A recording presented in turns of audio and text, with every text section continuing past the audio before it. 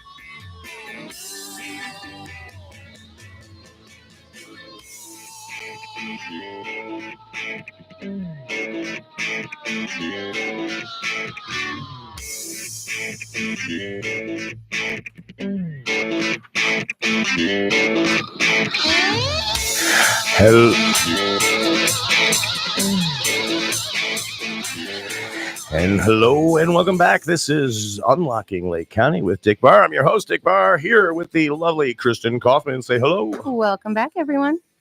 And back in the studio this week, the great Sly Marinca of the Sly Marinca Team at Cross Country Mortgage. Hello, everybody. Welcome. Whoa, a little pin in there. Sorry, a little hot. No, today. not your fault. Not your fault. Telling you when we do the mic test on the preamp, it's always different than when we go live. We've got to bring them down.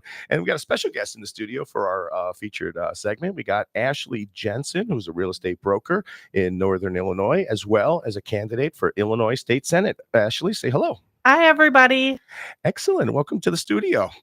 And I took a little bit longer on the intro there because I was my laptop was going a little slow while I was trying. Everything's falling apart. My mic just fell Oh my off. goodness. Oh boy. Oh, let's see That's here. okay. We're real estate agents. We're born and bred to embrace the chaos. We adapt. Absolutely. We adapt and pivot. Okay, I think I got it. The little mouse you hear is me squeaking the little nozzle. Okay, That welcome couldn't back. have happened 30 seconds ago. I know, right? That's how live radio works. I'm hearing myself a little bit hot on the left, not so much on the right.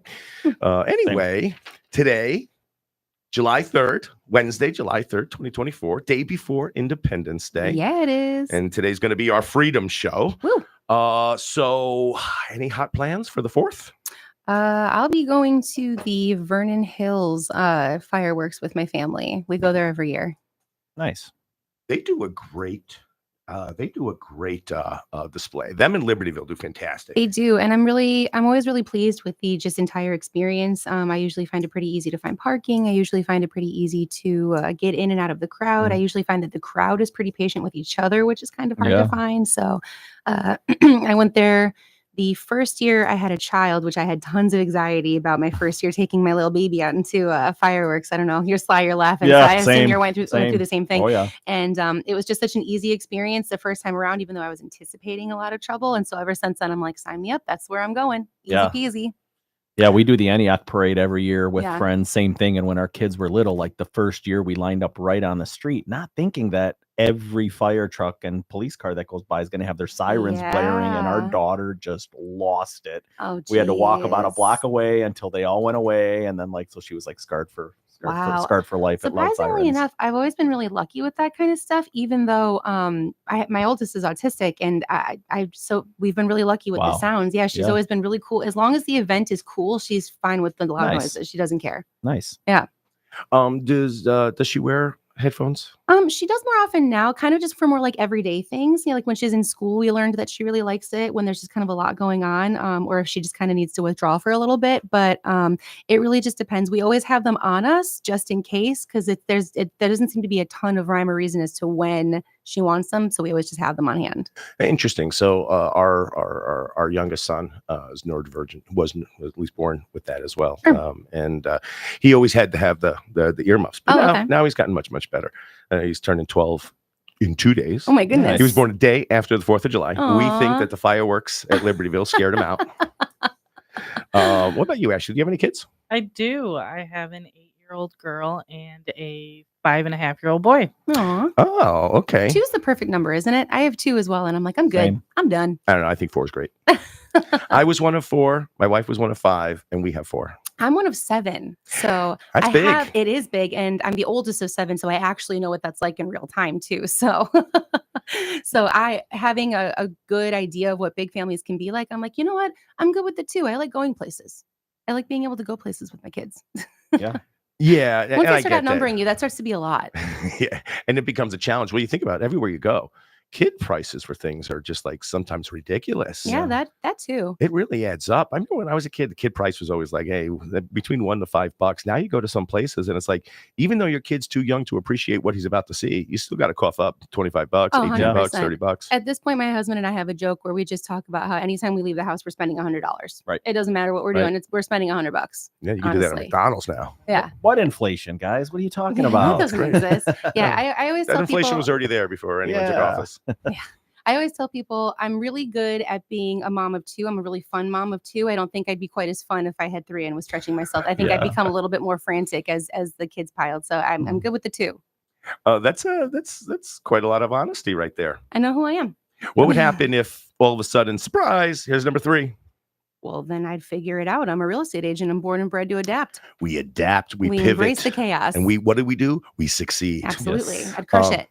Christin, I want to fix your camera a little bit. I think we're a little bit high on that. So bear with me while we drop. Oh, look at that. Oh, love the top. Great color. Matches your hair. Kind of, yeah. Goes very well. Oh, thanks. Okay, Sly, I'm sorry I'm not giving you any compliments on your hair or your top. Oh, thank you. It's okay. I don't need compliments.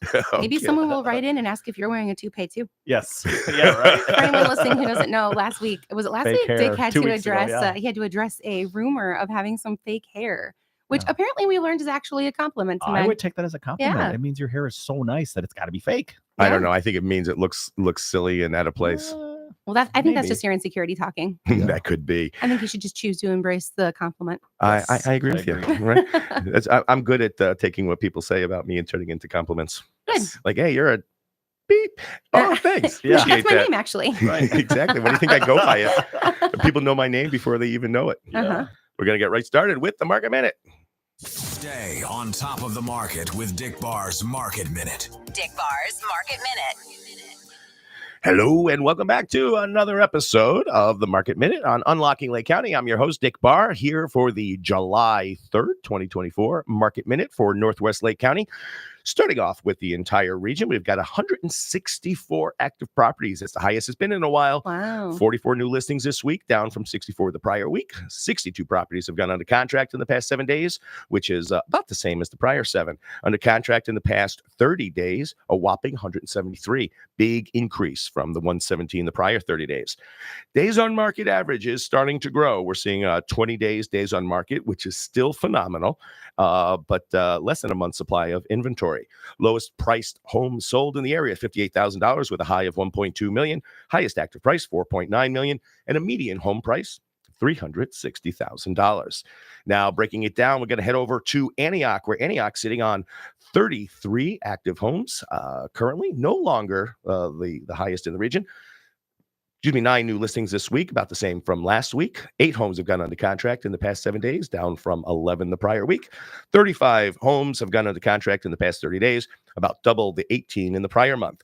Days on market average in the Antioch area is 22 days with a 0.8-month supply of inventory. Lowest priced home sold was $160,000 with a $1.19 million highest sold. $2.5 million is the highest active property on the market there with a median price of $370,000. Now on over to Volo, Fox Lake, and Ingleside, where they're sitting on 24 homes active on the market. 6 new listings this week compared to 4 the prior. Only 1 home under contract in the past 7 days. Big drop from the 4 the prior week. 12 homes have gone under contract in the past 30 days, slightly up from the 10 in the prior 30. 29 days is the market average. And that looks to be the highest in the region with a 1 month supply of inventory. Lowest price sold home was $100,000 with a high of $830,000. I always feel like a weatherman when I do that. Low with a high of $800,000. And a $1.69 million is the highest active price. $290,000 is the median price. That's the lowest median price in the region. Now on over to Grays Lake, Gages Lake, Haynesville, Third Lake, and Wildwood, where they're sitting on 33 active homes on the market. 10 new listings this week, down from the 17 the prior week. 10 homes have gone under contract in the past 7 days, about the same as the prior 7. And 28 homes have gone under contract in the past 30 days, up from the 18 in the prior. Then we've got a 20 days on market average with a 0.9-month supply of inventory. Lowest price sold home was $160,000. Highest was $675,000. $977,000 is the highest active price, and $327,500 is the median. Now on over to Gurney, Wadsworth, and Old Mill Creek, where they're sitting on 38 active homes. And if you remember, just a couple months ago, Gurney was sitting on 5 or 6 active homes, and now they're the highest active inventory in the entire region. 16 homes have gone under contract in the past 7 days, up from the 10 the prior 7. 28 homes under contract in the past 30 days, about double the prior month. And 17 days on market is the average. It's quick, with a 0.8-month supply of inventory. Lowest home sold is $238,000 with a high of $1.2 million and a $4.9 million highest active property. $445,000 is the median sales price. Now to our backyard of Lindenhurst and Lake Villa, where we're sitting on 27 active homes on the market. That's high for Lake Villa and Lindenhurst. 7 new listings this week, slightly up from 6 the prior. 17 homes have gone under contract in the past 17 days, up slightly from the 13 in the prior week. 28 homes have sold in the past 30 days, about the same as the 24 in the prior month, with a 19 days on market average and average sales time and a half a month supply of inventory. And that's not the lowest. We have one more that's even lower. $110,000 is the lowest price. $885,000 is the high price. $4.5 million is the highest active, and $388,000 is the median sales price. Now to finish up with the Round Lake area, where there are only 9 active properties on the market. 6 new listings this week. Big drop from the prior, where it was double that. 10 homes have gone under contract in the past 7 days, the same as the prior 7. In the past 30 days, 36 properties have sold, 20, which is up from the 26 in the prior month. 15 days on market average, which is the fastest time in the entire region, and only a 0.2-month supply of inventory. For those of you who don't know, or new listeners, month supply of inventory is if no new listings hit the market, how long will it take to sell everything in inventory? And that's, basically a fifth of a month. So less than 1 week. The lowest price home sold in the area was $58,000. Whew, wish I saw that one. Yeah, right. That's a deal. Unless it was an outhouse, maybe. Yeah. With a high of $645,000. Highest active current price is $519,000, and a median sales price of $302,000. And that'll do it for this week's Market Minute. Guys, what are your thoughts? It's still tough out there. Honestly, It is. It is still very. As you were giving our market minute, I literally just received a text that one of my clients' offers had been passed up for another. I mean, it's tough out there. It's funny. Here we are. We're talking about inventory growing and the market kind of cooling a little bit. 3 buyers this past week. We made offers. 2 of them were cash. One of the cash offers was $35,000 over asking, and we got beat out. Ouch. Yeah. $35,000 cash. Over ask, beat out, and this was a substantial in the part of the market where you think is kind of softening, the higher regions, the 400,000 and 500,000. Absolutely. What are you seeing out there, Ashley? You're a real estate broker. Yeah, I mean, I just had a client where we had multiple offers. We won, though. So, woohoo! Congratulations. Hey, congratulations. But, yeah, definitely still seeing multiple offers out there and very competitive for our buyers. What I think it is the more desirable a house is, the Yeah. more hot it is. So if you're going out there with a mediocre product, you might sit out there and you might have to. That's what I'm on my end. This last week, 2 weeks, we've actually gotten some FHA offers accepted, some Wow. VA offers accepted, closing cost credits. We got $7,000 in closing cost credits, which we really Wow. haven't seen in a while. So I do see it softening a little bit, maybe for the right house. Obviously, if you have a product that everyone wants that, is done up and well priced, it's going to go right away. But maybe, might be a good, and that's what I was going to talk about on my mortgage minute today is, not to lose hope if you are an FHA or VA buyer and that's what you qualify for, that we are seeing some of those offers start to kind of get accepted. And I think that's going to continue, as things soften up a little bit. I've got a client with a VA loan who's in contract that the seller was actually like, you know what? Some sellers won't accept the VA because they think it comes with all kinds of regulatory red tape. And I'm going to debunk that today, by the way. Oh, sweet. But this seller understood that just because it's 100% financing, it's not because they don't have the cash. They're just taking their benefit provided to them for serving in the military. Absolutely. Yeah. Rightfully so. Well deserved. Very well deserved. And the day on the eve of Independence Day, a shout out to all of our vets out there. Yes. Thank you so much for your service and everything you do. Mhm. Absolutely. Okay, since we're talking about the market, we're quickly approaching the NAR settlement deadline, Mhm. where things are going to change pretty aggressively, pretty quick. Originally, the NAR settlement was going to go into effect mid-July, and they pushed that back because none of the MLSs around the country were ready. And we want to talk about that a little bit. I want to give you a history of commissions in real estate and how they used to be set up, and kind of talk about what's going to happen moving forward. So first and foremost, the way the current settlement is written, which is funny because it's not even approved yet by the DOJ. Mm-hmm. So we're implementing a system that might change in a couple of months because they're not expecting a DOJ approval of the settlement until November. And it sounds like if you read, actually, it looks like if you read, it sounds like if you listen, but it looks like if you read, the DOJ is not happy with this settlement. They want more blood. They want more flesh. But let's talk about what it means today. Well, today is just everything is normal. So there's no change. There's no official change. Although we're starting to see some agents kind of modify some of the ways they co-op. But starting in August, listing brokers will no longer be able to co-op a commission to the buyer's agent, and the buyer will be directly responsible for compensating their agent. And that could be out of pocket, but under the current interpretation of the settlement, they can also request the seller to provide that through a concession.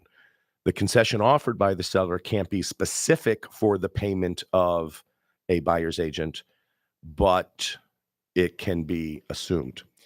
And we can't advertise that the seller will co-op to a buyer's agent on any multiple listing service or any de facto multiple listing service. So there could be no website that starts up and says, we're going to share all the commission co-op numbers on our site, because then it becomes a de facto multiple listing service.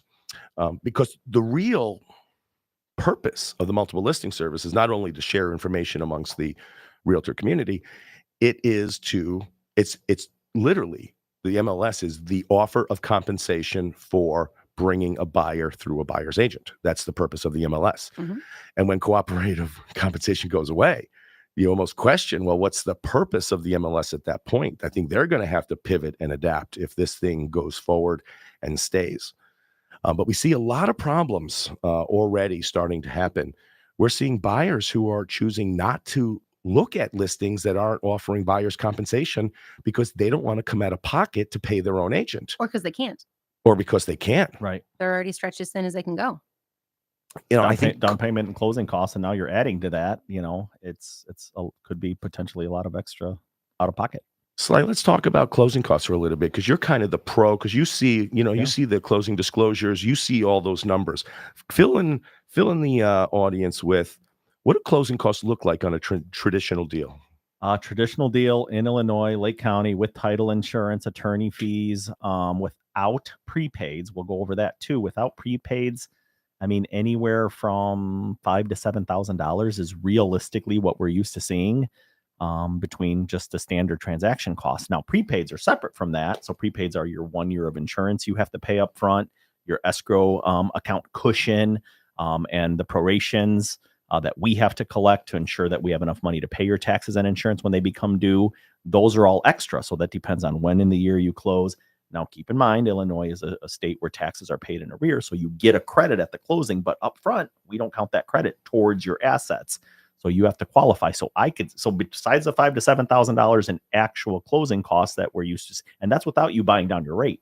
If you pay a point or two to buy down your rate, that's extra. To another $3,000 or $5,000. Yeah, easily, depending on your loan amount, right? So, you could be talking easily $10,000, $12,000 in closing costs if you're paying points plus your year of insurance up front. So that's a lot of money. And then on top of that, add commissions. Now that could be kind of scary for first-time home buyers that are on the fringe. Yeah, absolutely. Oh, sorry, I thought you were wanting to say something. That's I thought When the do I glance never was. not want to say something? I know, right? So we're talking about, if there's a buyer who wants to buy a house without PMI, he's looking for, and that's PMI is primary mortgage insurance, and he's looking at 20% down. So he's looking at a $400,000 house. He's looking at $80,000 down payment. He's looking at between $5,000 and $10,000 of closing costs. And now there's the question of, now he has to direct pay out of his pocket his real estate, his buying representative. So and a $400,000 house, I mean, that could be anywhere from $15,000 to $25,000. So this person who was thinking they're going to get into a house now is actually going to have over $100,000 on hand to be able to do that. Or grossly adjust their budget. Bring it down, get less house. Or he can choose to go unrepresented. He can go directly to the seller. He can go to the listing agent, in which point he won't have any representation, or at best he'll have dual representation. But if there's no offer of buyer's compensation, the listing broker has to be willing to take on the dual representation and represent the buyer for free, literally for free. Yeah. Right. And that's problematic. Right. Yeah. I mean, how many people do you expect to do their jobs without compensation? Right. I can think of a total of none. Yeah. Yeah, right. Well, we do this for no compensation. This is fun though. This is fun. That's our compensation. Personal compensation. Right. Right. So I want to talk a little bit about the history of commissions and how it works. Back in the olden days, let's say way back, you wanted to sell your house, you'd contact a listing office or listing broker. Actually, back then, the broker was the only person of importance in the entire brokerage. Everyone else was just an agent to the broker. You all know that. And you would go to that brokerage, they would take your listing, and then his agents would find a buyer. So, let's say, I'm throwing this out there for argument's sake. Let's say he charged you 7% to sell your house. He would go, and then he would get your listing, he'd market, he'd promote it, and then his agents would go out there and they would find buyers, and they would bring the buyers, and then all that money would stay within the office. And that listing broker kind of, paid his agents accordingly with They worked it whoever. out internally. Correct. Then we got into the multiple listing service where they said, hey, if only my agents, let's say I have an office with 10 agents, if only my agents are the ones trying to secure a buyer, well, we're leaving millions of people out of the mix who could be potential buyers, which could benefit the seller. Yeah. So they developed the multiple listing service, and they said, what we're going to do, instead of just keeping these listings in-house and keeping them in our pockets, we're going to create a multiple listing service. And instead of having 10 agents trying to procure a buyer, we're going to have 55,000 agents in Illinois, all trying to secure a buyer for that seller. So now we can present that property to 55,000 agents who are out there, and they're pounding the pavement trying to find buyers, and they're bringing those buyers. Why? Because we're offering a generous percentage of what we charge the seller. And And we offer that to them. And then they bring the buyer, and that benefits, number one, the buyers, because now they have access to way more properties. Mhm. And it benefits the seller because the seller now has 55,000 agents worth of buyers Mhm. coming in and looking at their homes, which could lead to them getting more for their asset. Mhm. Now, when they first created the MLS, the problem was because the seller paid the listing agent and the listing agent paid the buying agent, that was called sub-agency. The buyer's agents were technically fiduciary responsibility to the seller, not the buyer. So the buyer Mhm. had no representation. No, Illinois and many other states passed something called designated agency, where the Mhm. buyer is the exclusive representative for the buyer, and the listing agent is the exclusive representative for the seller. Mhm. Now, back in the day, if I listed a home and someone on the MLS brought a buyer, I would give them part of my commission and compensate them. The seller didn't pay them directly. I paid them directly. Right. So my office would write the check to the buying office. Mhm. Now what they're doing is they're saying, well, they don't want sellers paying the buyer's agents at all because that doesn't give the buyers a chance to negotiate a fee for their buyer agency. So if the seller doesn't offer cooperative compensation to the buyer, what are we going to see? Well, there could be buyers who don't want to pay their buyer's agents out of pockets, who don't want to see houses, right? So that Mhm. could lead to less people viewing the home. Yeah.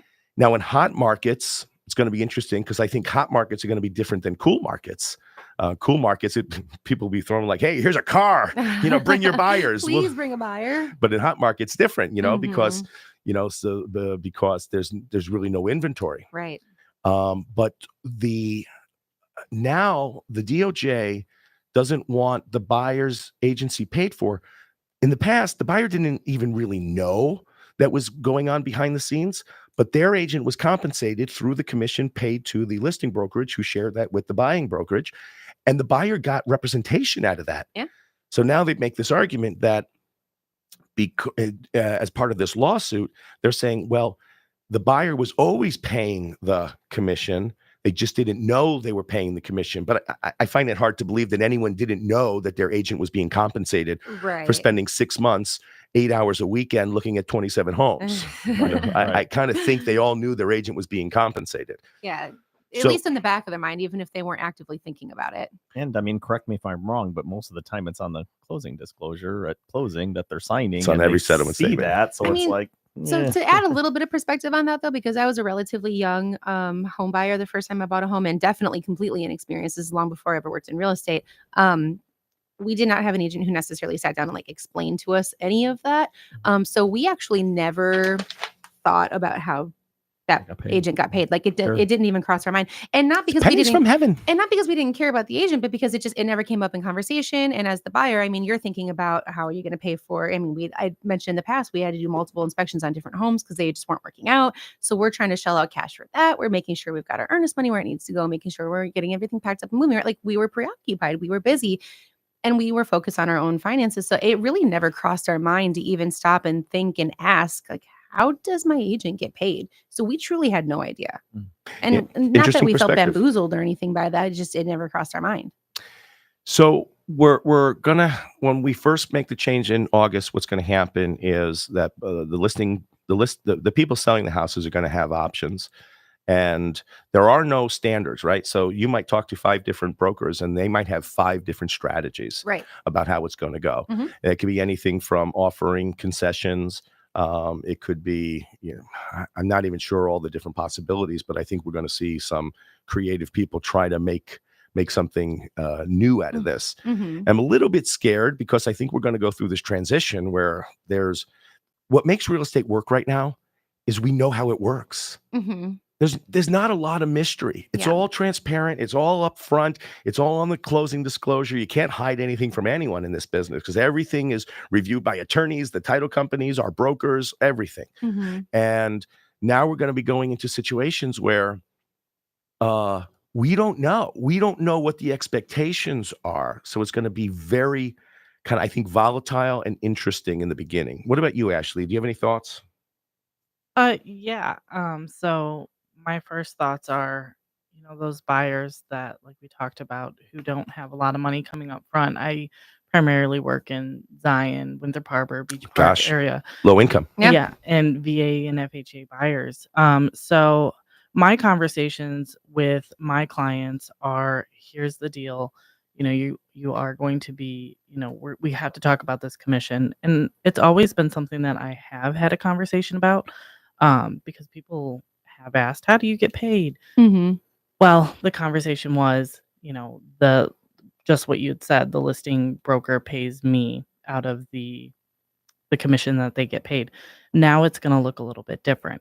And it it is interesting how it's going to work out. I think I think while we're working this out, it's going to scare away a lot of those low income, FHA VA buyers.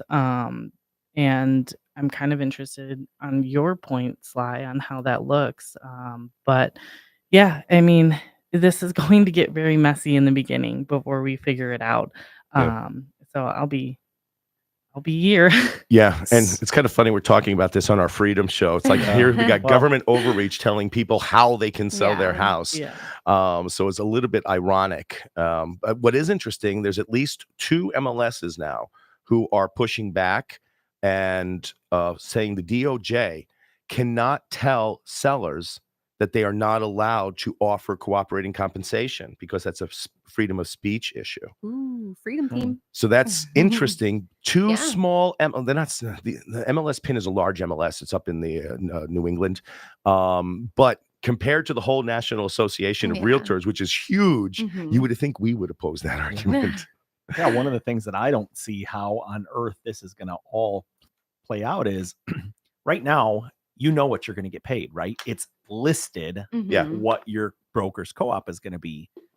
Who's to say But- that if that agent that, from town that you don't like or whatever, calls and says, hey, I have a buyer, are you offering?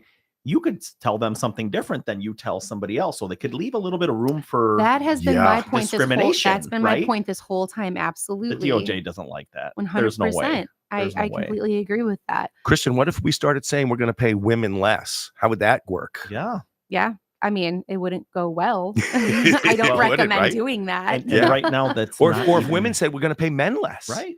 Yeah. Or anyone said we don't like that group. Or the It's- agent picks up on an accent over the phone and just decides that they could probably save a couple of bucks for their client. Like Absolutely. there's absolutely room for that. And even if it's not happening, now there's room to call that to question. So because the transparency is gone. Right. It's no longer out there. yeah, Exactly. The Department of Justice is all about equality. Mhm. No discrimination, no possible Mhm. chance for discrimination, even in my world. Like that's Yeah. something that's huge that they beat into us, which they should. Everybody should be treated equally. I think that's going to be something that has to be addressed. Now, There's no way you could just not tell everybody this is what it is. in the interest of having a full transparent conversation though, so Sly, you touched on how in the past you knew upfront what you were getting paid. That's a little bit part of what got us into this mess though, right? Because upfront agents knew what they were going to be offering and then weren't showing certain homes based on what they were offering to pay, correct? Yeah, I think there That's are one of some my most circumstances basic where that happened. understandings of Yeah. what was the kind of catalyst of like the Right, issue yeah. growing. Some Even though you're buyers not felt supposed to, Some right? buyers felt Right. steered towards properties that were offering the full Right. commission. However, keep in mind, there is also some buyers who intentionally asked to not see properties that were offering less commission because some of the buyer brokerage agreements required if it wasn't offering at least this much, Mhm. then the buyer had to come out of pocket for more. Yeah. So some of those places. Now, our MLS is not like that Mhm. because you have never been able to search by commission. Yeah. So Right. you can't just say I'm only going to search for things offering 42% commission. That's obviously a ridiculous commission. Yeah, I'm just trying not to say anything that sounds like a because standard. there is no standard. Correct. Let me ask you a question though, because I work with a lot of agents, and this has obviously come up numerous times. And my conversations have been, at first, yes, it was very scary. What's going to happen? How's it going to happen? But the more we get into this, I don't know, correct me if I'm wrong, but there are states that have been doing it this way for some time now. That's in what I've been particular, gathering from the Washington, different groups that I'm in that I follow. Washington State, this happened. Yeah. They did this a couple of Yeah. years ago. And if you talk to an agent in Washington, yes, there are extra conversations that have to be had. Sure. There are extra disclosures that have to be Mhm. signed.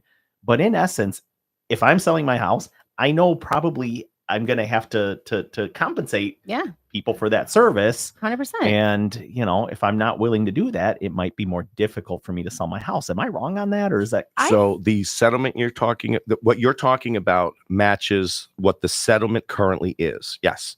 And Washington's been doing it. There's some other locations that have been doing it, and they said it's just business as usual. Yeah. If the DOJ has their way and they decouple sellers and buyers agents, okay? you won't even be able to offer a concession to cover it. Period. Wow. They want to decouple commissions between listers and buyers. Yeah. Well, I think in the name of affordable housing, that's impossible. Yeah, think about that. That's impossible to do it that way because, like most buyers, you're going to be cutting out are the buyers that don't have the extra money to come up with. Now look at like big organizations, like even the VA. So the VA buyers used to not be able to add buyer brokerage costs into their loan. They couldn't do it. Correct. But the VA said, "Hey, this is not good. This is going to hurt our veterans." Mhm. Right. So they quickly, like, how often does a government agency move within 2 months? It's temporary, the guidance. Yeah. Is it I temporary? just looked it up. It's temporary. Okay, So there's but still room to. They probably want to see where it falls, like where the dust Correct. settles. Yeah. But they moved mountains to make a quick change to say, we don't want our veterans hurt by having to come out of pocket to pay. So we're going to allow them to finance that. Right. Now, are non-VA loan buyers allowed to finance that as well in the event that they now are responsible for covering their agent's commission? They're allowed to come up with it out of pocket as Mhm. part of their closing costs, but it's Mhm. not necessarily rolled financing into their it because the loan to values you still have to hit the 3% down for Yeah. conventional 3.5. So you can come up with it out of pocket or, get a credit for it, but it's Sure. not necessarily financed. And some lenders, Kristen, will cap your allowable seller contribution at 3%. Some will do 6%. Mm. Most FHA and Yeah. most FHA is So FHA 6% And then standard, conventionals. VA's 4% standard, conventionals capped at 3% standard okay. as a closing cost credit. And then if you think about when we talked about $10,000 closing costs, so if you need those closing cost credits to cover, they're Mhm. getting eaten up in just Right. the actual closing costs before Right. you think about your representation. Right. Yeah, Yeah. absolutely. Okay, this has been a lively one. Welcome to our Freedom Show on the eve of my favorite holiday, Independence Day, and we're gonna celebrate with some freedom music. Come on back.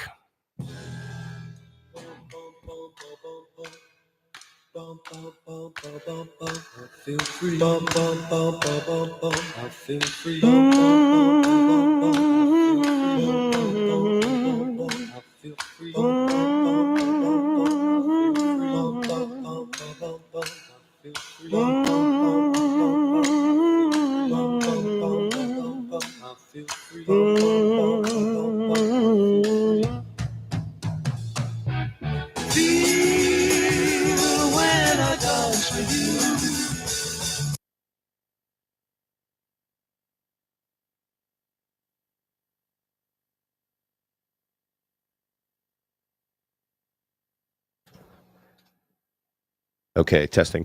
How is the volume right now? That's good for me. That's good. That's good, Yeah. Kristen. Does this work for you? Testing 1, 2, 3. Yeah. Yeah. Yeah. Okay. Cool. Yeah, much better.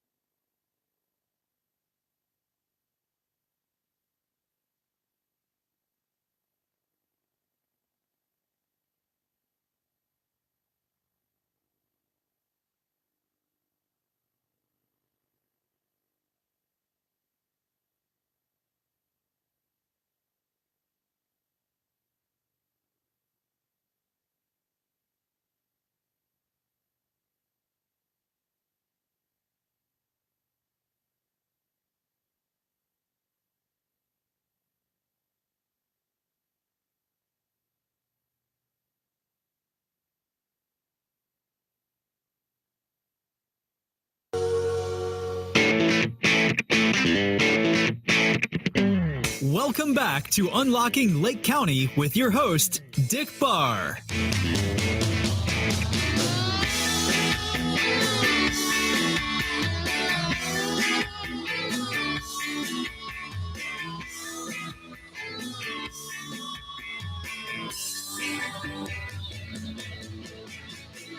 And welcome back. This is your host, Dick Barr. We're here with Unlocking Lake County, here with Christin Kaufman. Hi, friends. Welcome back. Sly Marinca. Hello, hello. And our special guest, Ashley Jensen. Hey. Christin, before the break, we were talking about the new NAR settlement, and you brought up a good point that we should probably let people know, so they should know what to expect starting next month if they're buying. So go ahead. Yeah, absolutely. It's one of the changes that I think is going to be for the better across the board, even if it's a little bit inconvenient at first to get used to it. One of the major changes that the buyers will see right away is that buyer agents will now be required to have buyer's agency agreements set up with their clients before we can even show you a house. We cannot unlock a door until we have a buyer's agency agreement set up in advance so that the buyers are aware of and have agreed to a commission before entering a home so that everyone's on the same page. I think that's going to be positive for a couple of reasons. Do we have time for me to get into them, or should we save that for another day? No, give me brief bullet points, So and then if there's anything super interesting, we might dive deeper. Yeah, absolutely. Bullet points. One of the things that I think it will be good for is just simply safety. As a female in this business, our jobs require us to meet strangers at second locations. I think that having a system in place where we're meeting at our office to go over a contract first and going to a second location after that, I think is at least just another step for safety for everyone involved. Everyone kind of gets a chance to meet each other. Two, I'm really big on transparency. That's how I run business. I always have these conversations before showing houses to people, but I think it'll be a good practice for everyone to get into. That way everyone knows what they're getting into upon walking into a house. And I forgot what the third point I was going to make was as I was talking. Well, that's okay. But those are great points. Those 2 points alone are great points. Obviously, I don't have that same intimidation factor as a male, right? So I don't have that safety fear. Mhm. But I think we'll start seeing a lot more. Never mind. What? In 20 years, I've been doing this. I've never done a buyer agency agreement, and maybe I should have. No, But I do for every single one. And I that's always great. have. And I've never done it because I've never wanted someone to feel that they have to read, understand, and sign a contract before they even look at houses. I was never even one to make people get pre-approved before I'll meet with them. Sure. Because for me, it was. I don't require that either for the first several showings. Yeah, it's I like, recommend it. Yeah. your first taste is free, and then if we're Yeah. going to keep looking at homes, well, yeah, then we need to know that there's full qualifications there. Yeah. But we're never making an offer unless we Mhm. know there's pre-approval. Of course. Yeah, by all means. I saw you making a face there, Sly. Tell us what's that about? Oh, the horror stories I've heard with people that, we're good to go. We know we qualify. We know this. In fact, just recently I had one where an agent had shown this guy 30, 40 houses. The guy's Wait, is that me? no, Just kidding. The That guy's happened to me. loaded. The guy's, and he talks a talk and he knew everything and he is, but he became self-employed last year. His job switched from W-2 to 1099. Oh. And so after showing him multiple $1 million homes over a long stretch of time, it was discovered that he has to wait. Well, $1 million homes, I would definitely ask for proof of funds or approval because the guy shows up in a $50,000, $60,000 Mercedes, whatever, $100,000. Yeah, right. Maybe 10 years ago. mean right? Toyota? But Toyota? he's got a big down payment, so it was it seemed like it was legit. But then he didn't realize that and then he calls me and he didn't realize that. Oh crap! You're 1099 now. You do not qualify because you have to have 2 years tax returns. He had no idea. And so, You know just why the horror he had stories. no idea? Because he didn't call a lender first. Yes. But do it how you've always done it. Obviously, you're all successful here and you do a great job for your client. So do it how you've always done it. Don't take it But from that's me. just it, though, is I think having a little bit of adaptability with all of this is really going to help agents carry through. I know I'm kind of in the minority in this, but I'm kind of optimistic about how it's just going to continue to help shape the industry and being more and more transparent. Having not been in it quite as long as obviously you guys, I went into it knowing that there's a certain reputation that we have in our career, right? And I think that stuff like this, as long as it's implemented well, can help us sort of defend ourselves when it comes to those conversations about our reputations and being able to be trustworthy. Great point. Let's get started with Sly. Here is the Mortgage Minute with Sly Marinca and Cross Country Mortgage on Unlocking Lake County with Dick Barr. Wonderful. Thank you, Dick. So this week's Mortgage Minute, we talk about every week of kind of what we're seeing in the market and seeing what's out there.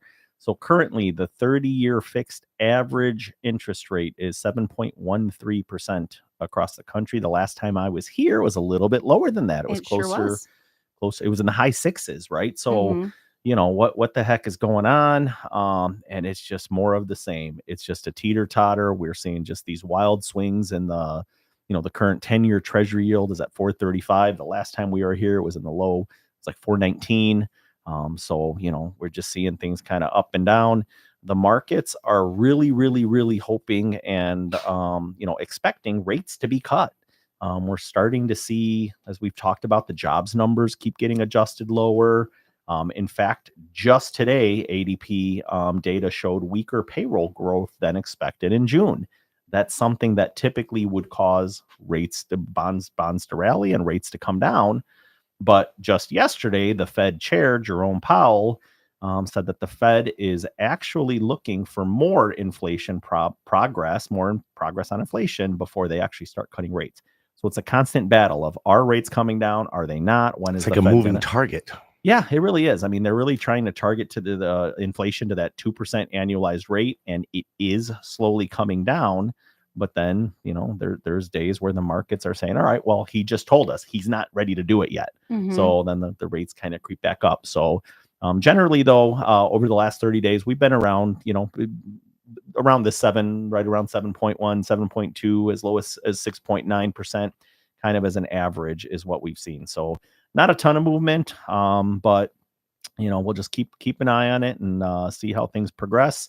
And, the more progress we see on inflation, the more likely it is for rates to come down. And at that time, that's when I do think we're going to see a lot of buyers come to market. Some room for some opportunity. Again, that golden handcuff we've just been talking about, where so many people are married to their 3% mortgage. They don't want to leave the house they hate or the neighborhood because, who wants to give up 3% when, it's 7 right now. So that's kind of where we're still at. And I did want to talk about that. So there's some hope. I see some hope on the horizon for, as Dick mentioned, there are more, there's more inventory out there. There's more listings. We still have a very low month supply, but, more houses have been coming on the market, and that is opportunity for maybe some of these buyers that, are pre-approved for FHA or for VA, to get back out there. Don't lose hope. You're going to get a house. It's just, you got to be patient. And, I've been working with, some buyers for over a year that are finally, getting offers accepted. And like I said, this last couple weeks, we've seen FHA offers get accepted. We've seen VA offers get accepted, and even closing cost credits. So that's really promising for those buyers that aren't cash or that don't have 50% to put down or whatever. And that's kind of those offers that have been getting accepted. So there's hope on the horizon. Hooray. And that's the thing I wanted to talk about too, is the the common misconception about, not accepting an FHA offer or a VA offer, because it's so much, harder to get those approved than it is to get a conventional loan approved or whatever. And it's just not true. I think, many, many, many years ago, when I first started my career, FHA appraisals and VA appraisals were definitely a lot stricter. They cared about cosmetics, little things had to be repaired. So, at that time, it was something that you accepting a conventional offer as a seller versus an FHA offer, you're a lot less likely to have to do work, right? And you're just going to sell your house because the appraiser isn't going to nitpick every little thing that's in the house. Well, that went away a long time ago. Years and years ago, that went away, and it's not cosmetics. But some agents still just insist on, nope, we only want conventional offers.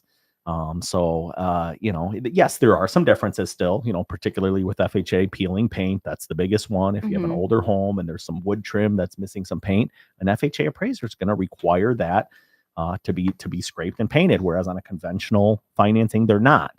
So yes, there are still some differences, but It's just not what it used to be. And, major stuff, it's going to, like we've seen, contracts come in where there's no floor coverings. That's a conventional thing to it. You have to have floor coverings. You have to have a working kitchen. You have to have running water. I mean, those are all, major things that it doesn't matter if it's conventional or FHA, they're going to have to be corrected. Bad roof. We have one going right now where the appraiser can clearly see from the street that shingles are missing. That's an FHA or a conventional thing. And this is a conventional loan that we're doing. And they're still having to have somebody get up on the roof and A, replace the shingles that are missing, B, certify that it's good for a certain period of time. So I've never seen a conventional appraiser call out like roofing issues. They do. Absolutely. Anything safety, security, soundness of the house. It's rare, but in this case, it just so happened that a huge windstorm came through a couple of days before the appraiser got out there, and the house is vacant. Nobody lives there. And I mean, it's clear as day from the street. You could see that shingles are missing. And we had another one recently, that same exact thing happened. And, they had to get a drone and fly it above the house and show that, that the everything that was all the shingles that were missing were fixed, and we were able to get it closed. But I guess my point is, it's not as different as some agents make it out to be. I agree. That's my experience. It's definitely gotten better. Yeah. We used to see even lower appraisal amounts and also picking out different issues on FHA or NVA. That's gotten much better. Much better. And the VA especially has gotten a lot better, especially in the past 3 years when it's becoming harder and harder to buy a house. It seems the VA appraisers are starting to look, give more opportunity for the benefit of the doubt. I used to cringe when there's a particular VA appraiser that is out of Rockford that would come to our area, and he hated Lake County for some reason. and because on VA, they have their own appraisers. It's not even our appraisers. They have their own. And, one appraiser would cover a 90 square mile, area. And it's like, dude, like you're kind of like out of your, element here. And we had nothing but problems. And there's also one in Wisconsin that I'm thinking of too, that same thing where it's like they're always nitpicking every little thing. But it's gotten so much better over the years. And I don't know, maybe people retired or, got out of the business or what, but also the lenders are in business to lend money. If all of the deals are dying for what becomes non-consequential issues, the lender's going to push back and say, wait a second, is this really a showstopper? And we have to evaluate that. Yeah, absolutely. So, we regularly have what's called a reconsideration of value. If we don't agree with the value, if an appraisal comes in low, we have the ability to provide information with the customer, with our clients are, we have their best interest and we have a fiduciary responsibility to them. So we do what they want. But if we have an appraisal that comes in low and is unfair, we can provide additional information, provide additional comps, and see if, if the appraiser is willing to review, well, they have to review them. Well, if they're willing to possibly change the value based on information they might not have had, things like that all the time. But in general, it's like you said, it's not as bad as it used to be. I mean, they're pretty solid now. They understand that, this market's crazy hot. If you have 10 people offering on the same house, there's got to be, you got to understand that. You got to, kind of understand that that's a very desirable property and the value should reflect that. Yeah. I would say I only have one specific issue for both FHA and VA. As someone who 90% of my business is on the listing side, and I got to think about protecting my seller at the most possible way. And there's a hierarchy of what the favorables are, right? So it's cash, conventional, FHA, VA together, and then all the other alternative loans. My big sticking point is that on both FHA and VA, the buyer cannot be compelled to an appraisal gap guarantee. Yeah. So on a conventional, it can become part of the contract. Now, a buyer of FHA and VA can offer an appraisal gap guarantee, but they can't be contractually bound to it. Right. And that's my only concern I'd like to see go away. Yeah, because they're signing the mandatory clause that if it doesn't appraise, you have an automatic out. The seller has to sign it. All the agents have to sign it. So yeah, that is, I totally agree that in this market, and even me as a seller, listen, I do loans for a living. I've done it for 20 plus years. If I'm selling my house, cash is king, conventional, FHA, VA, but I'm not putting as much weight on it as I think a lot of other people are. It's not a $5,000 difference. Like at one point it might have been. You Right. might accept a 5,000 less conventional versus FHA VA because of that. And you might accept it even 5 or 10,000 on a cash. But we're seeing, especially on conventional and cash, I don't think there's a dollar amount, unless you're really worried about the appraisal. Yeah. I don't think there's a dollar amount that justifies the difference of taking like, oh, I'll take 5,000 less cash versus, because the conventional loan, especially the way you guys underwrite the loans today, they're pretty rock solid. We haven't seen many fail in a long time. Right. Well, at least not in large numbers, except your guy who, well, I guess he never filed loan application. Yeah. By the time he wanted to put an offer in and he filed a loan application, his realtor had already showed him 30 plus houses. Sly, you actually have a listener question. Yeah. Oh, sweet. Yeah. So from Sarah Johnson, she said, I'm in the process of selling my house and searching for a new home at the same time. Do I have any other financing options outside of having to do a home sale contingency so I can better my chances of letting my offer stand out? Great question. Absolutely. And yes, you typically do. However, if your house is already listed, you may be limited. So you could do what's called a bridge loan.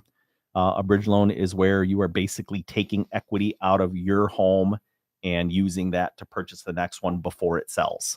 They are expensive to do, and it's kind of hard to qualify for. So you have to basically be able to carry your current mortgage plus a new mortgage plus the bridge loan. If the house isn't listed yet, you could open what's called the home equity line of credit, where again, you're tapping into your home equity early, using that as your down payment. Again, not listed yet. You have to qualify for all of this. So that's the whole trick. You have to be able to qualify based on your debt to income ratios and credit, and everything else to carry your current debt plus the new debt. So hard to qualify for, but yes, we do them all the time. The other option, which is the one that I would probably lean towards if I was doing it, is if you can come up with a down payment, you qualify for all your debt, you could come up with, on a conventional loan, it's as little as 5% down, you could do 10% down out of pocket. Lenders are allowing what's called recasting now. So you could purchase your home with 5% down, not contingent upon your home sale, provided you qualify.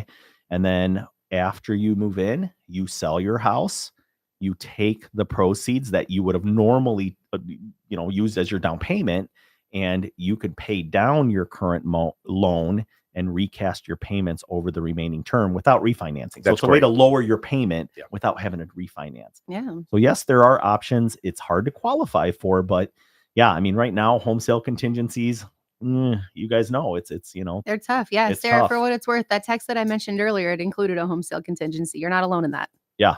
So there are some ways to get around it if you qualify. Absolutely talk to a good local lender that can kind of walk you through those options and see what works best.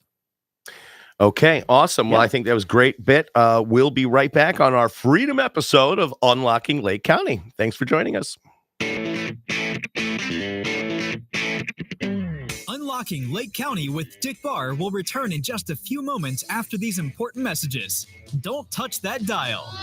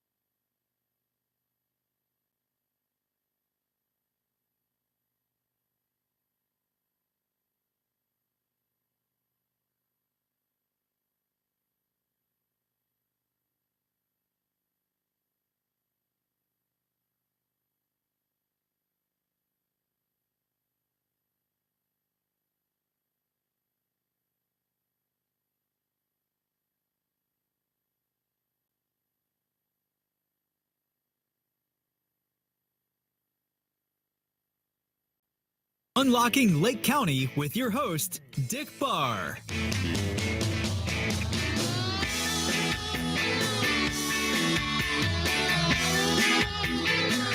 And welcome back. This is your host, Dick Barr, here for Unlocking Lake County, here with Christin Kaufman, Hello. mortgage guru Sly Marinca, Hello, everybody. and our special guest, Illinois State Senate candidate, Ashley Jensen.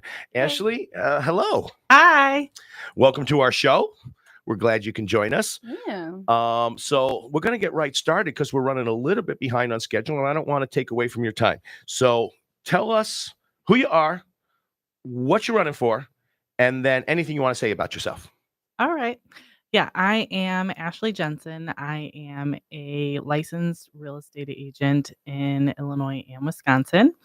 And I am running for Illinois State Senate for District 31.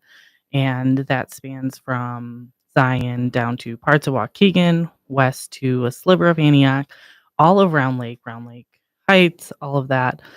Part of Gurnee, Grays Lake. It's a big area. That's a huge district. It is a very big district, yes. So a Senate district is basically 2 House districts in one. Yeah. So you would be the overseeing senator over 2 state reps. Yes. And who's your opponent? Mary Edley Allen. Okay. Yep. And what got you into politics? Ooh. So what got me in originally, I did it's called Zion Benton Leadership Academy. The Zion Township offered it, and I did it via Zoom in 2020.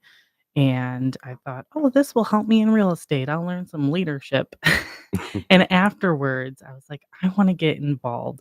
How do I get involved in my community? I have 2 kids, and when you talk about it takes a village to raise your kids, I looked around, and yes, my village is my family, but it's also the people who make the laws and decide what happens when they go to school and all of those things involved. So I decided to run for Benton Township trustee, and I got elected, and so I've been doing that. Congratulations. Thank you. And then for this, I mean, to be honest, that was probably as far as I was going to go in politics.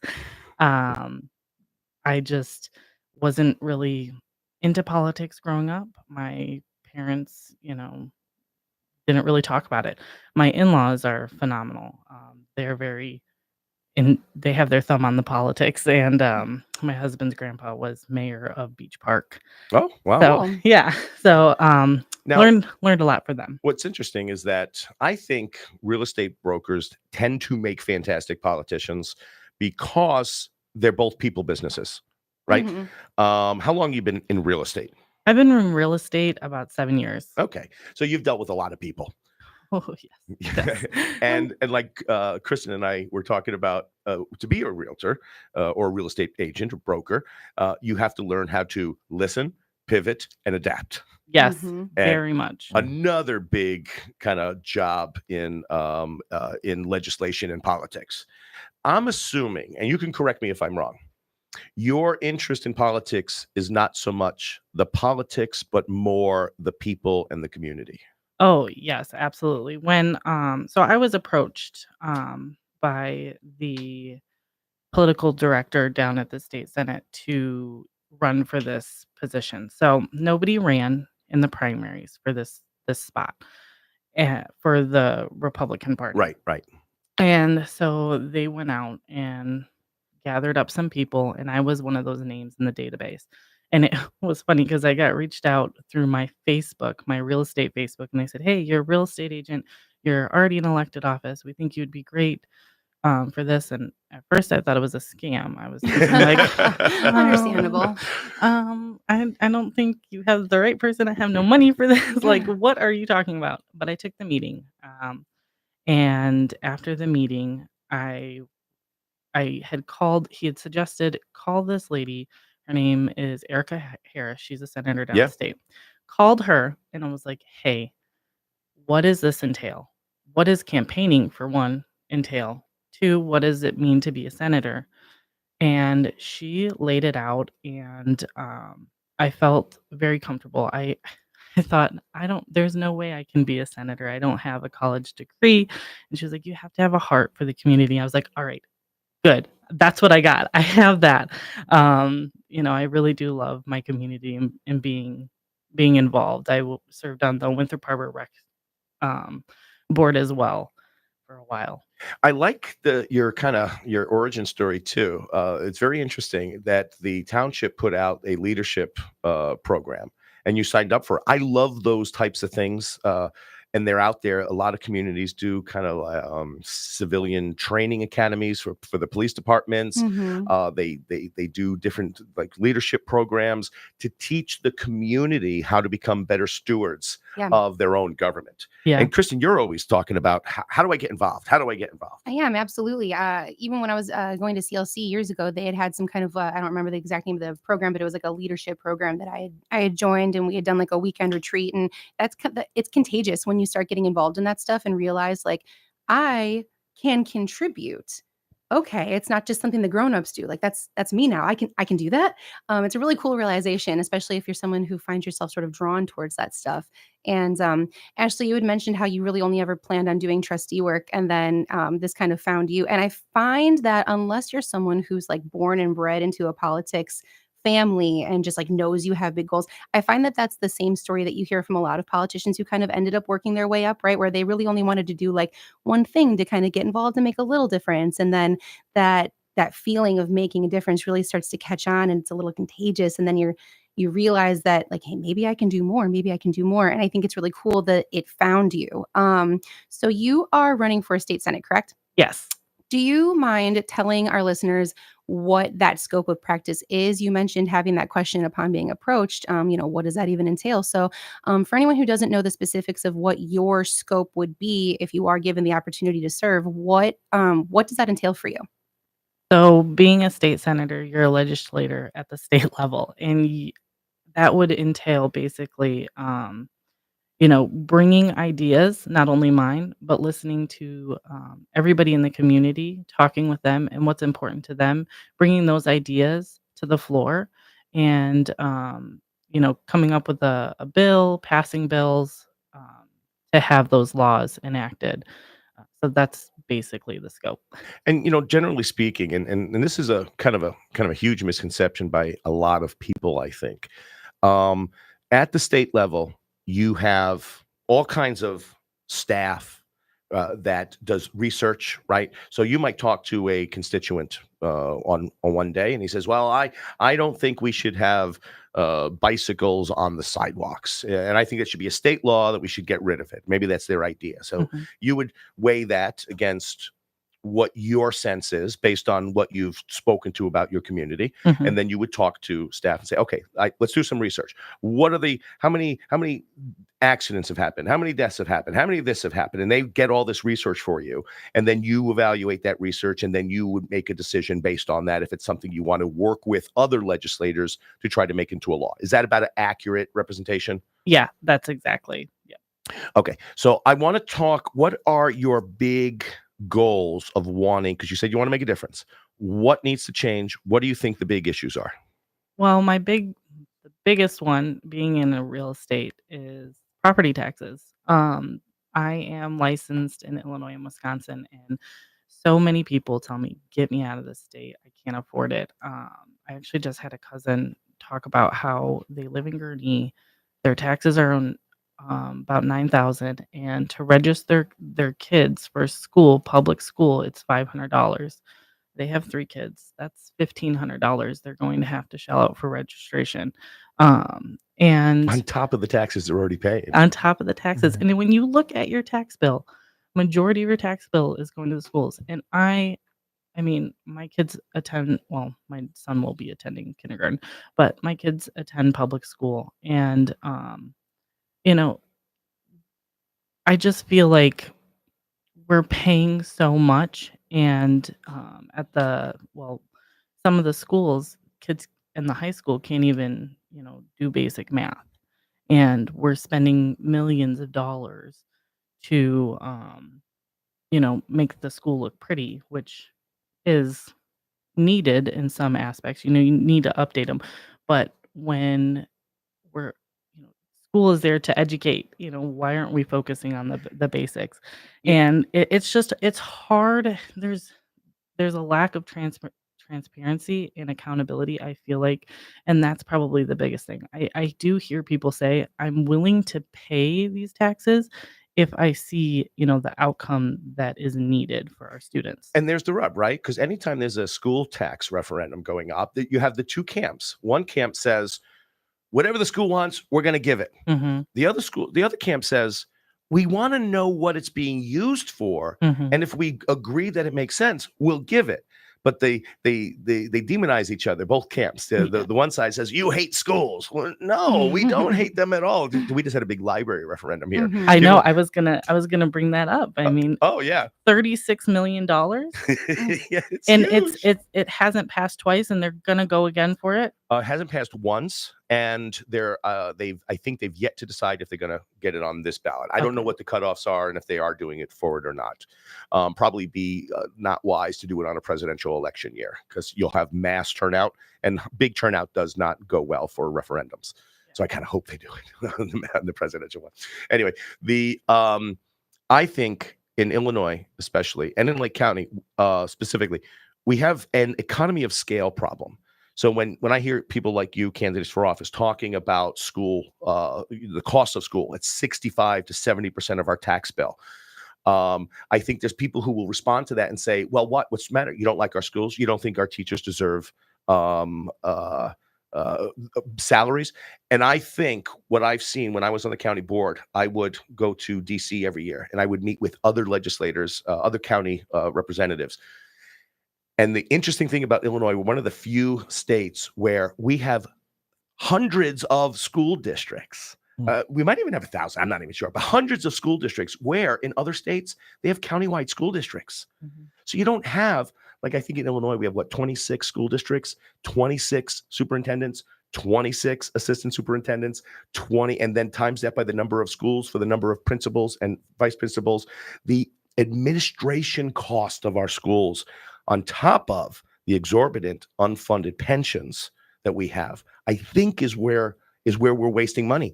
So it's not like you don't like schools, obviously, Right. but you want them better funded and more accountability and transparency. I Right. have a question for you, Dick. Do you think that any of that has anything to do with reflecting on our population, or do you think that's still imbalanced, even with our population being higher than other states? I've seen it in huge populations, huge county populations, Okay. urban county populations throughout the country. Gotcha. So Ashley, you want to approach lowering property taxes. That's what I'm hearing, correct? Correct. Do you have sort of an outline of a plan on how you plan to approach that? Before you get into that, I'm sorry, you told me something before the show that's got me bothered. And it's about your ballot access. And that's kind of why I think it's great that you're on our Freedom Show. So talk to us about what's happening with your actually ability to be on the ballot. Yes. So this is a huge thing.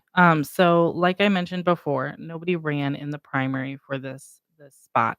And so I was slated to be the candidate.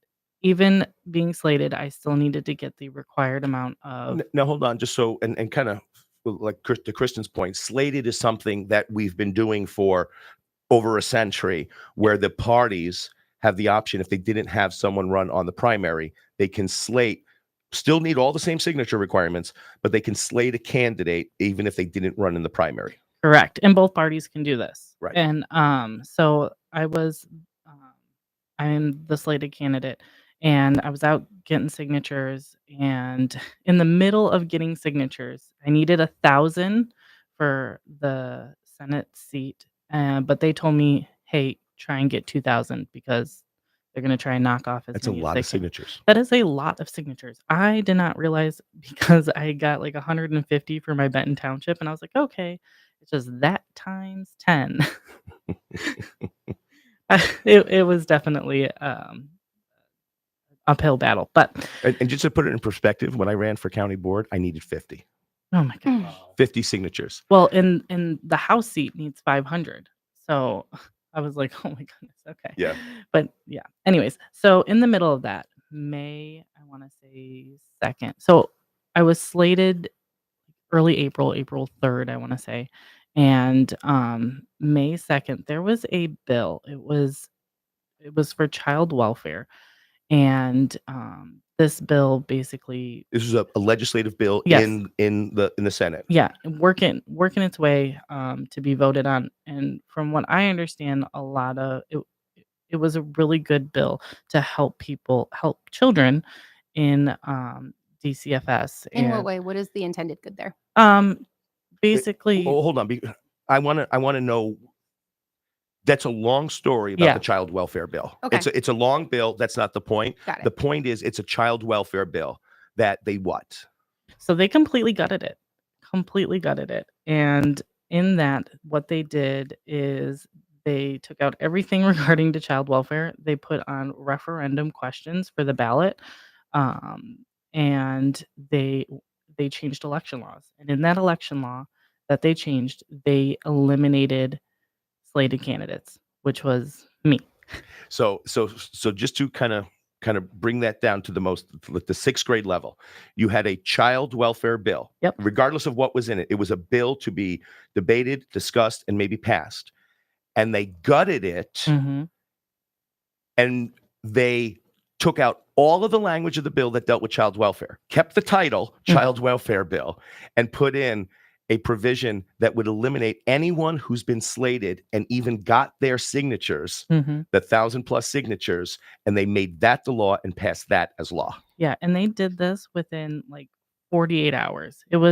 I got the call, I think, like Thursday, and it was on the governor's desk by Friday afternoon, and he signed it. It is so sneaky. There was somebody downstate that actually he's running for House, and he was able to get his signatures in, and that's an incredible story. His name is Jay. And for those who don't know, what the process is, the candidates at the beginning of the petition season, they get a book and it tells them how many signature requirements. This is what you have to do. These are the dates you can obtain them. That's already set in stone. Mhm. And then this law changed the rules in the middle of the game, after the deadlines, after the signatures were already got, and they took and they destroyed a child welfare bill. This blows my mind because DCFS is in hot water in Illinois right now. They are in charge of a lot of kids. And over the past 15 years, over 150 kids in their care have died. Wow.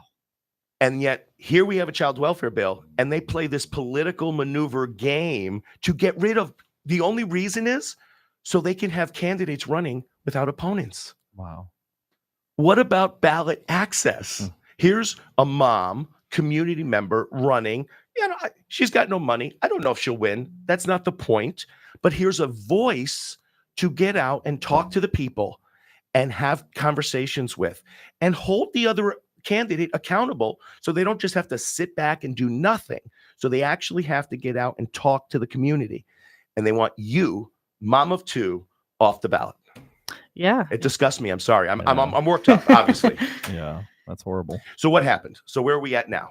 So it was a race to get the signatures. Well, first they asked me, do you even want to keep going? Because the likelihood is that you may not even get on the ballot.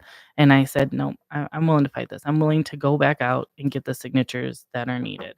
I told them, I said, if that's all you're requiring me to do right now is to go out, walk my little feet around town and get some signatures, I can do that. And we did it. We filed June 3rd and with almost 1,800 signatures. Wow. Yeah. So that battle was good. We made that. So then Almost double the amount you needed. yeah. And so the other side has an opportunity to knock off any of those signatures. They get That's a called week. the challenge period. Yep, challenge period. They get that for a week. So And did they challenge you? in the middle of this, a judge, we took it down to a judge in Sangamon County, Sangamon.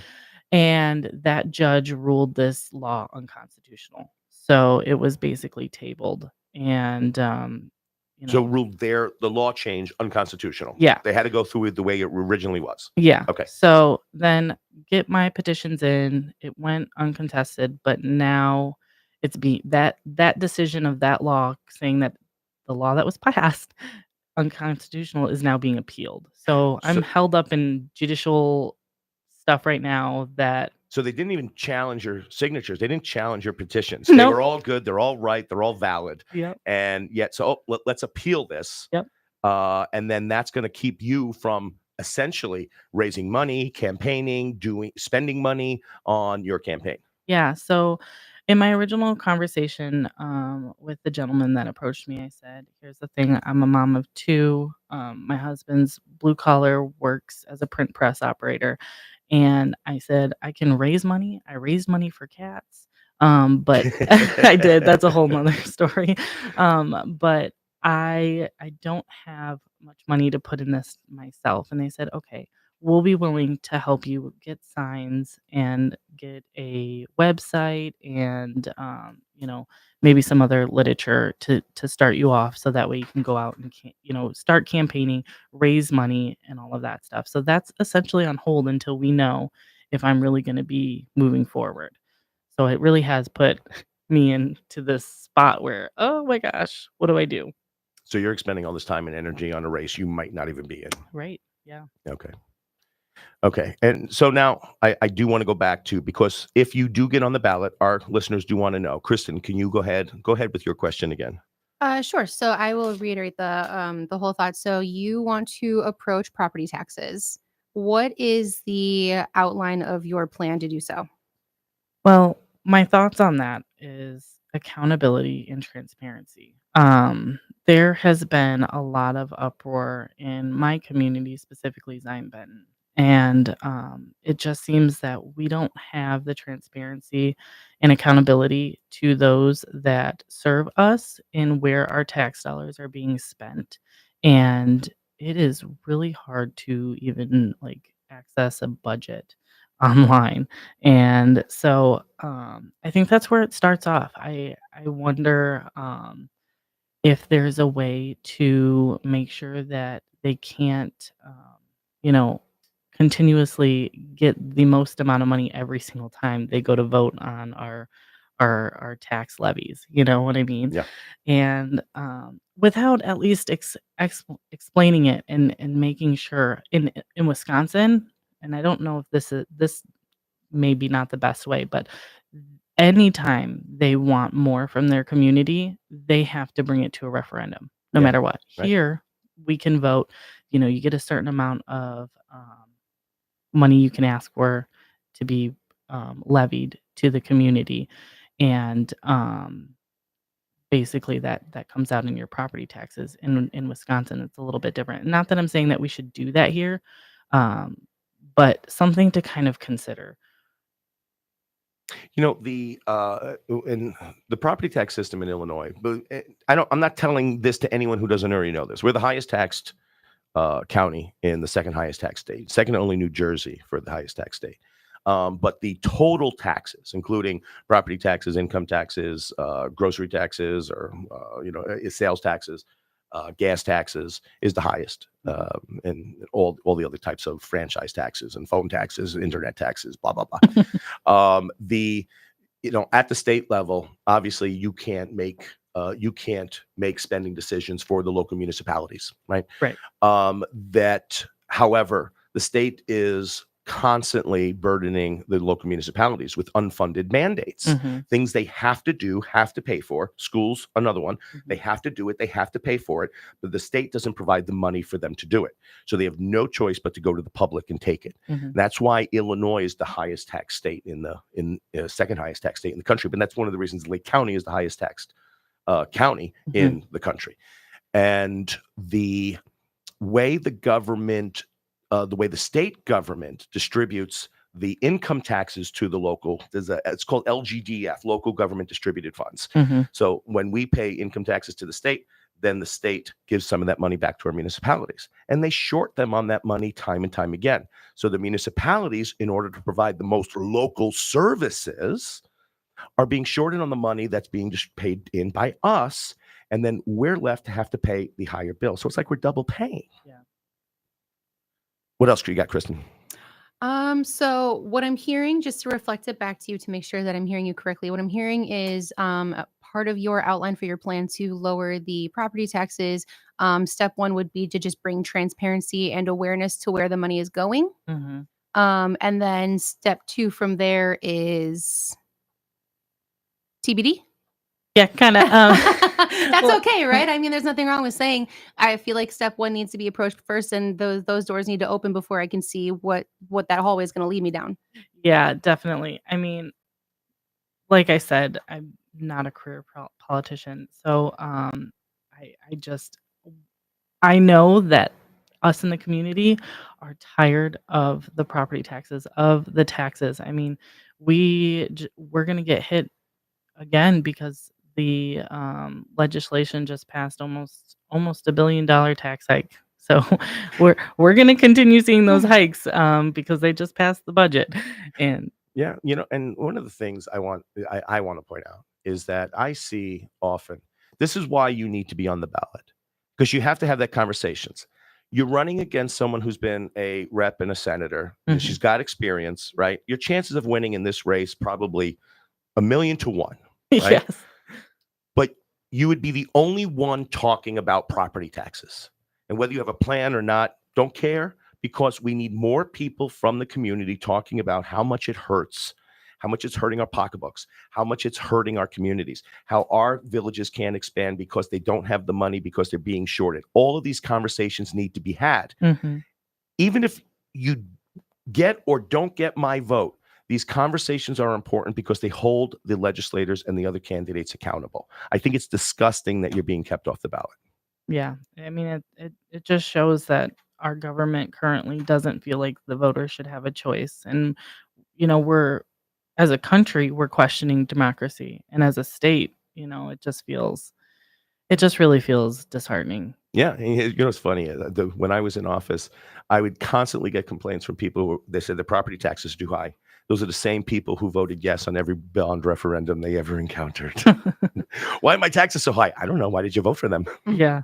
I think that's where transparency really needs to be held at every level of government because, 10 years ago, I wouldn't have been able to really tell you what was going on, who I was voting for. Now that I've gotten involved, it makes a difference, and you really have to look at those things. So we can't just be apathetic to what's happening in our communities and who we're voting for and what is happening at the government level.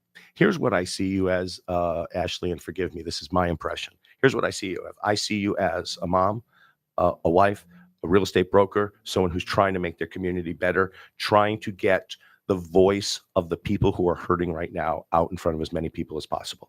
And if that leads you to a legislative seat, more power to you. Congratulations. But I love the fact that you're doing it, and you're doing it with no support. Yeah. Yeah. Well, I got support from the big guy upstairs, I feel like, but Yeah, that's a good answer. The best support to have. Yeah, no kidding. Great. Do you have anything else you want to add? I think that pretty much sums it up. Okay. Do you have any events coming up? Do you have? I know you don't have a website. I know you don't have signs. Do you have? Is there anything that? How about if someone wants to get a hold of you and ask you questions directly? What's your phone number? 847-903-5521. But I will add, I do have a Facebook for my Illinois Senate page, Ashley Jensen for State Senate. You can go there. I also just filled out a Ballotpedia candidate survey. So if you want more information, I don't really know where that goes, but I saw it. They reached out to me and I was like, hey, okay, I'll fill this out. So it has a little bit more information on that too. But yeah. Great. Cool. Anyone else? Anything?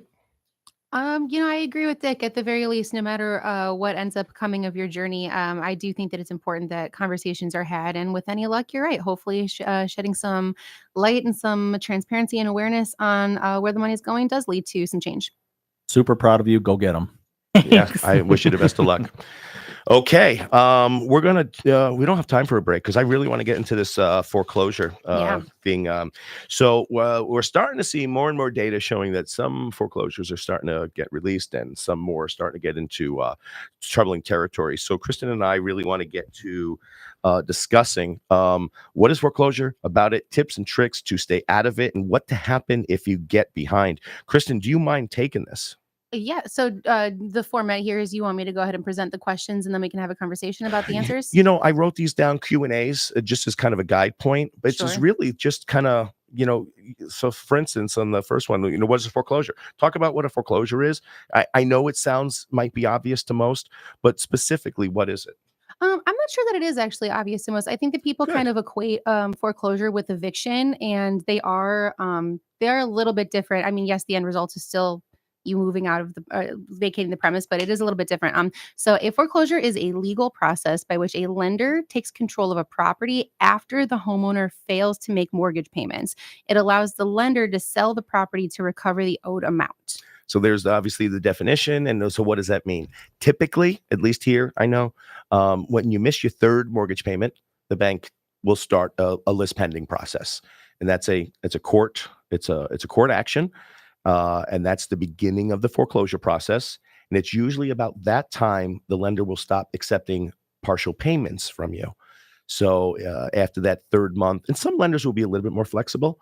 After that third month, you pretty much have to pay all of your arrears or they won't accept anything. You have anything to add to that, Sly? Yeah, it's that's exactly right. Once you get to that point, they will not just take $1,000 or your last payment. It's all of it plus the fees plus the interest you've accrued.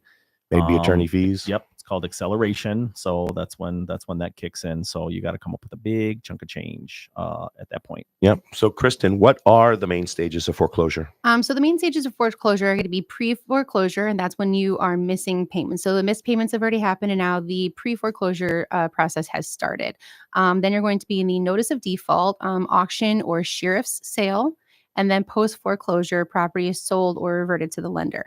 So, and let's kind of talk about that because each of those stages has different ways out. Yeah. So if you're just in pre-foreclosure, that's the easiest one to get out of, right? Because as long as you can put together the funds or do a forbearance or negotiate a loan modification, we can get you out. But you also have the opportunity to sell at that point until the final auction sale, where you've been officially foreclosed on. You can sell it.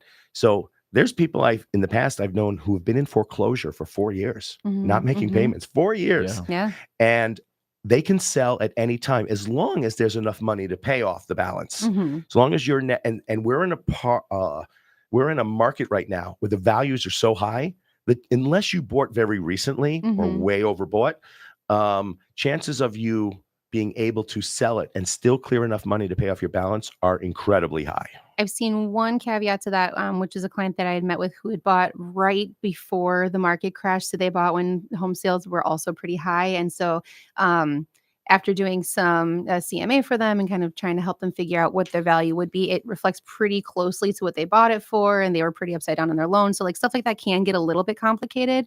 But yeah, I agree. I had a different meeting with another client who's struggling to maintain the payments for their home and they're trying to get ahead of it. And they were pretty satisfied with the predicted number that I gave them that they'd be able to sell it for. And then once they're out of that, once you're out of that pre-foreclosure, now it's starting to get real. It's very important that you show up to court.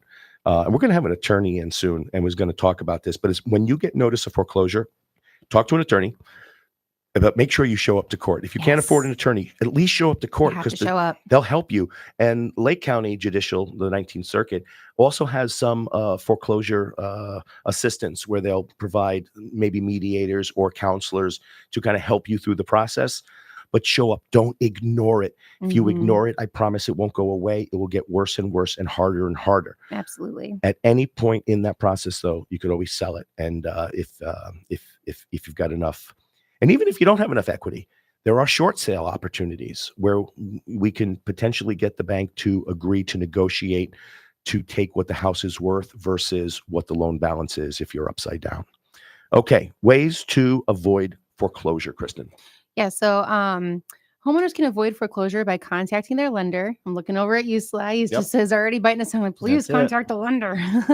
But you can contact your lender and discuss your options such as loan modification, refinancing, forbearance, or repayment plans. But the biggest key here is that seeking help early is so crucial, right? So if you know that you are starting to feel the temperature rising in the water that you're in, right? Don't wait until it's boiling. Talk to someone right away. Sly, I want to let you kind of chime in on that. You look like you're bursting out of your seat to talk about it. I can't stress that enough. I mean, that's everything. There are potentially options that can keep you in your home, whether, like you said, it's a loan modification, forbearance. I mean, they'll stretch, your loan out to a 40-year loan, whatever it is. Do you want to explain what a forbearance is? A forbearance is the payments that you're missing or that you can't make right now. They just basically add it as the balance on the end of your loan. So, if it's a temporary thing, like let's say you lose your job and you're out looking for a new job and you just have a couple months where you're unable to make ends meet or whatever, call your lender and say, hey, this is temporary. I'm, struggling right now. Every lender has a loss mitigation department. Lenders do not want to foreclose. Correct. They lose. Everybody loses when you foreclose. Unless in like Dick said, in this market, I mean, we've had clients that have come up to us and said, hey, I can't afford this, whether it's a divorce situation, loss of life, loss of job. And we've looked and their homes are worth significantly more than what they owe. And it's like, don't let the lawyers and the interest and the, fees eat up your equity. Yeah. Get with your agent, put your house on the market. At least you walk away with something. Right. But just, like Dick said, I mean, not doing anything, the problem isn't going to go away. The lender's not just going to miraculously be like, oh, we'll just forget about those payments. You have to get a hold of them ASAP. Now, does asking for a forbearance affect your credit?